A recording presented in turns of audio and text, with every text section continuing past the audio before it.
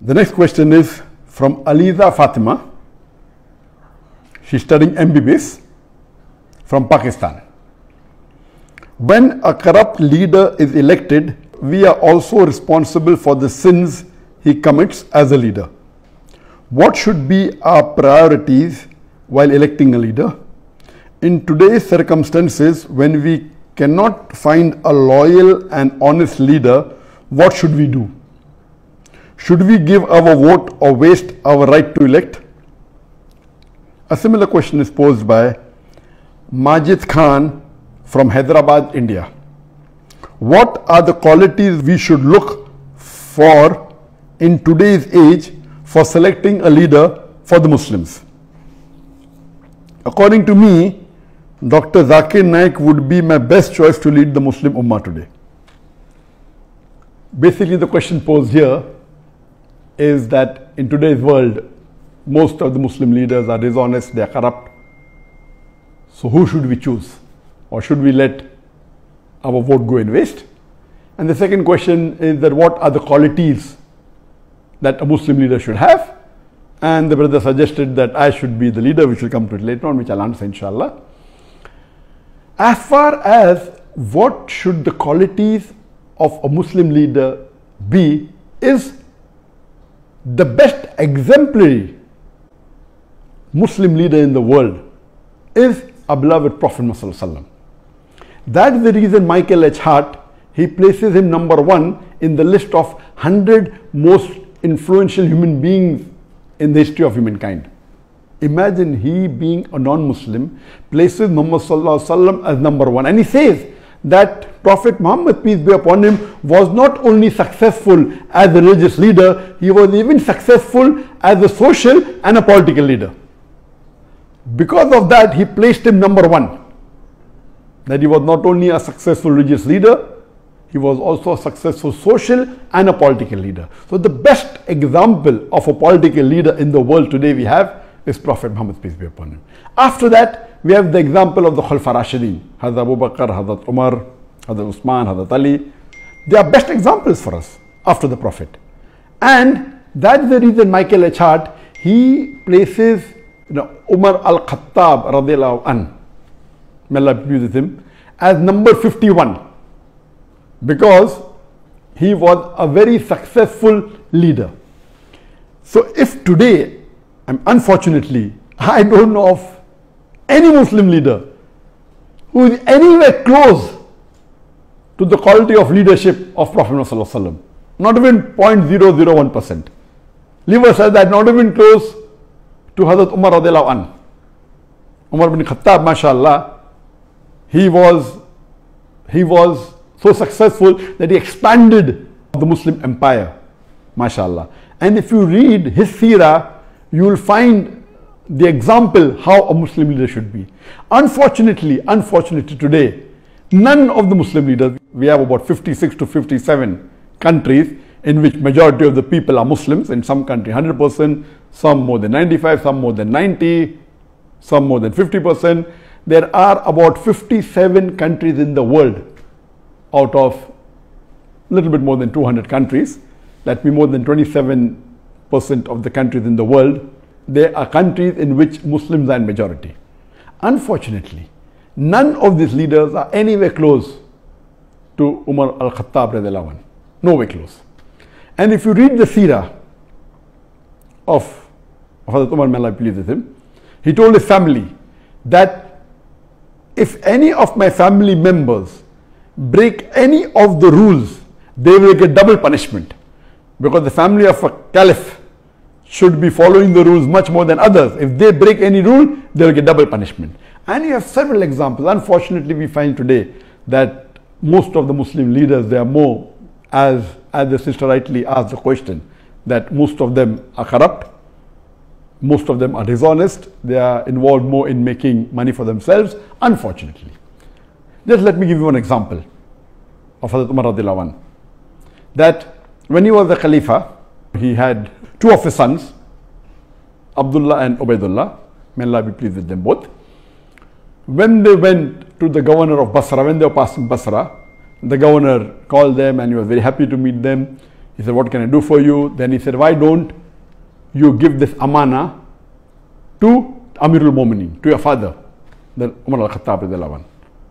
But I give you permission that on your way you can utilize the money for business, and when you get the principal amount back, keep the profit, and you can give the principal amount back to Amirul Mu'minin. So both the sons of Umar radiallahu anhu, they take the money, and on the way they do business and they get a huge profit, and they go and give the principal amount to their father Amirul Mu'minin, and they say, this is what the governor of Basra said, and this is the amana.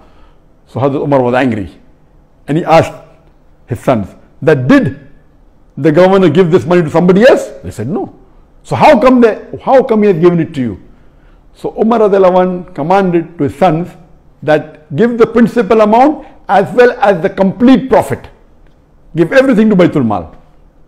Then the people who were close to Hazrat Umar radiallahu anhu, the other Sahabas, they told that this is a business deal and the permission was given by the governor. So what is their fault? And if it's a business deal, we are allowed to do that. So finally, after a lot of discussion, when they said that, he should change his ruling, then Hazrat Umar radiallahu anhu said, okay, fine, give 50% of the profit to the Baitul Mal. So we see he was so strict, and he made it a law that any of his governor, before they appointed, he checks their wealth. And once they relieve the post, he checks their wealth again. And he allows only a small percentage of increase. Anything more than that, he said, give it to Baitul Mal. Not that he accused them of corruption. No. He said that means even if you spend more time in the worldly affairs, you're not fit to be a governor. If you want to be a governor under my rule, you have to give your pure time to your duty. Even if you make money, honestly, that is not your purpose. Unfortunately, we see today in the Muslim ummah, most of the Muslim leaders, they are far away from the deen. If you just take the basic concept of salah, I believe more than 50% of the Muslim leaders, they may not be offering 5 times salah in congregation. There may be a handful, just a small percentage who may be offering 5 times salah, that also in a congregation. So unfortunately, the state of the Muslim ummah today, we have gone far away from the Quran and Sunnah. That's the reason we have today, that the situation that the ummah is in today, because we have gone far away from the Quran and the Sunnah, we have gone far away from the teachings of Allah subhanahu wa ta'ala and the teachings of beloved Prophet Muhammad sallallahu alaihi wasallam. And I do agree with the sister that today, unfortunately, the choice that we have is so limited, and unfortunately most of them would not fit the criteria of how a Muslim leader should be as per the Quran and Sunnah. So what should we do in this situation? What we have to do is that we have to select the best of the worst. And if we analyze, as I mentioned, that almost all the leaders, they don't have the qualities that a true Muslim leader should have, like Hazrat Umar radiallahu anhu, or even a small percentage, not even 2% of the quality of Hazrat Umar radiallahu anhu. So what we have to do, we have to select the best of the worst. And I do agree with the sister that almost all of the Muslim politicians, they are corrupt, whether it be financially, whether it be with Iman, they are, almost all. There may be 1 or 2 or 3 exceptions to the rule. So what should we do in this situation? As I mentioned, we should select the best of the worst. Number 1, according to me, is that select that Muslim leader who is becoming a leader on the Islamic card. That he's proud to be a Muslim, and he says that I'm proud to be a Muslim and I will uphold the Islamic law. Whether he does or not is secondary.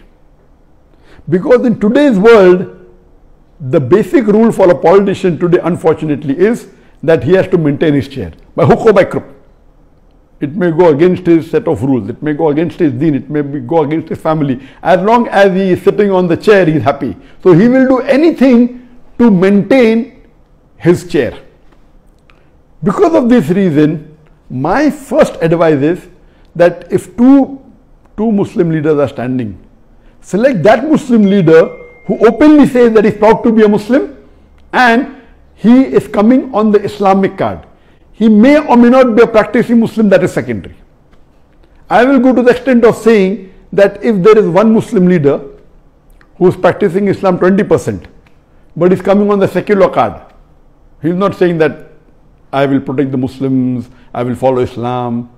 And there is another Muslim leader who is following 10% of Islam, but is coming with the Islamic card. He is openly saying that I will protect the religion of Islam, I will protect the Muslims.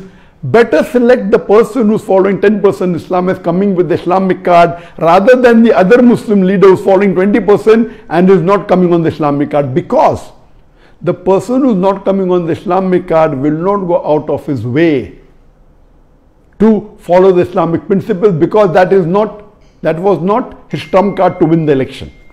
Whereas the other Muslim leader who may not be following Islam as much as the other person, both are below average, but at least because he's come with the Islamic card, he will see to it that he'll make more masajid. He may not pray salah, but he'll see to it he will make more masajid, more mosque. He will protect the law of Islam. He will help the Muslim, because his trump card to win the election was the Islamic card. This is a very key point. Unfortunately, and we know, as the sister rightly said, that majority, almost all are corrupt. So, but if you have a corrupt leader who's coming with the Islamic card, is better than a corrupt leader who's coming without the Islamic card. There are maybe 1, 2 or 3, if we search in the Muslim ummah, who may be following majority of the faraiz in Islam. But they may not be having the acumen to be a good leader. We have on the other example some Muslim leader who I have praised in my speech. They may be bold, they may stand for justice, they may not be following Islam to the T. They may not be offering 5 times salah, may be offering maybe a few times in a week. But they may openly protect the Islamic cause, because that is the principle, but they are not doing it for the Islamic cause, they are doing because that is what they feel is right. They are more for the cause of humanity, but Islam is far above humanity. So because of that, they may bring a voice in the international media, but their practice may not be Islamic. So such leaders may benefit in one particular aspect of Islam to the Muslim ummah, but on the other hand, they may be a danger. So that is the reason I personally prefer that you select those Muslim leaders who, number one, are proud to be Muslims.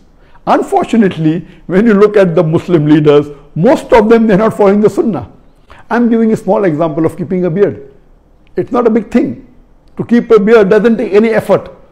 But our beloved Prophet Muhammad said, it's mentioned in Sahih Bukhari, in volume number 7, hadith number 5892, that the Prophet said that do the opposite of what the mushriks do, what the unbelievers do. Grow your beard and trim your mustaches. According to all 4 schools of thought, all the 4 ummahs, keeping a beard is fard. It's such a small effort. But yet, unfortunately, majority, more than 75% of the Muslim leaders who are men, they don't have a beard. Why? That means they're not proud to be Muslims. That doesn't mean if you keep a beard, you have fulfilled all the requirements. No, please don't get me wrong. In requirements, you have to follow the 70 major sins and see how good the person is. So what we have to realize, my basic point here is that select those Muslim leaders who are proud to be Muslims, even though they may be less in practice. A person who's proud to be a Muslim and a practicing Muslim, it is the best. Who's practicing and doing all the faraiz? I don't think so. If you search, you may find 1 or 2, but they may not be good leaders, but they may be following the faraiz. So here, see to it that you elect those who are coming with the Islamic card and those who are proud to be Muslims and present themselves as Muslims, are not shy when they meet the non-Muslim leaders. They are not shy to present themselves as Muslims.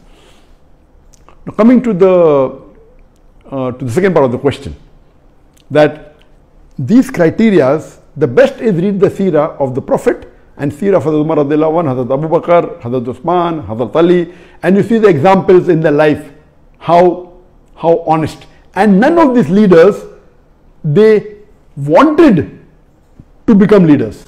The hadith of the Prophet, anyone who wants to be an Amir, wants to be a leader, is not the right person. Here we find that most of the leaders want to be leaders.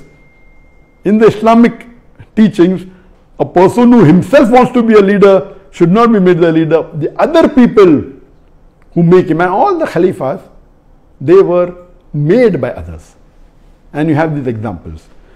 As far as the question posed by the brother Majid, that he feels that Dr. Zakir Naik is the best choice, I'm sorry, I disagree with you totally. I don't have the qualities to be a leader at all, and I don't consider myself. And what I've seen in my life, in my personal life, I've seen that many religious people, when they enter into politics, almost all of them went away from their deen. I know several scores of Muslims who are very good practicing Muslims, who are offering 5 times Salah, who are very honest, and they give such beautiful lectures. But the moment they entered politics, they got corrupt, they got influenced. Because unfortunately, the ummah that we have today, they are not like the Sahabas at the time of the Prophet and Khulafa Rashidin. Our Khulafa Rashidin, first they would take decision thinking, what would Allah want me to do? They were more scared of disappointing Allah. Today, our politicians are more interested in how it will benefit them personally. They don't want to disappoint the vote bank. The Khulafa Rashidin, they did not want to disappoint Allah. They would take a decision which would be completely against them, as long as it pleases Allah. As Allah says in the Quran in Surah Nisa chapter 4 verse number 135, that Ya ayyuhalladhina amanu, oh you believe, stand out for justice as witness to Allah subhanahu wa ta'ala, even if it be against yourself, against your parents, against your kitokin, against the rich or poor. Allah protects all. There were many times the question was asked to me in India that why don't I enter politics, and I said that, I mean, why do you want to become enemy? I mean, I have to jokingly tell them. Because in today's world, if you enter politics, there are high chances that you will spoil your akhirah. Very high chances. Because the way the ummah and the society is made, that if you want to live and remain in that seat, you will have to compromise on your principles. And the best example I can give you is of Dr. Israr Ahmad. Dr. Israr Ahmad, you know that mashallah, he was a very great dai, and he gave tafsir of the Quran, he was very knowledgeable, he was popular, and he stood for election and he won the election.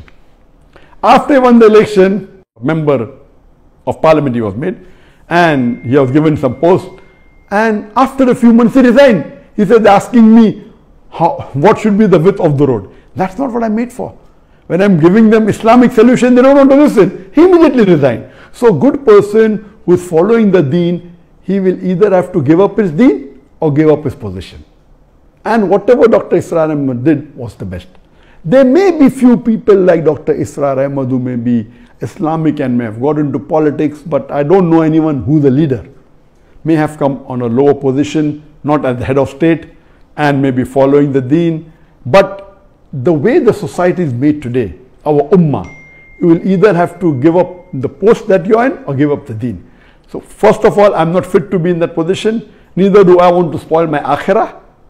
I'm very happy in being a dai, and I'm very satisfied with Allah subhanahu wa ta'ala, whatever ni'mah He has given me.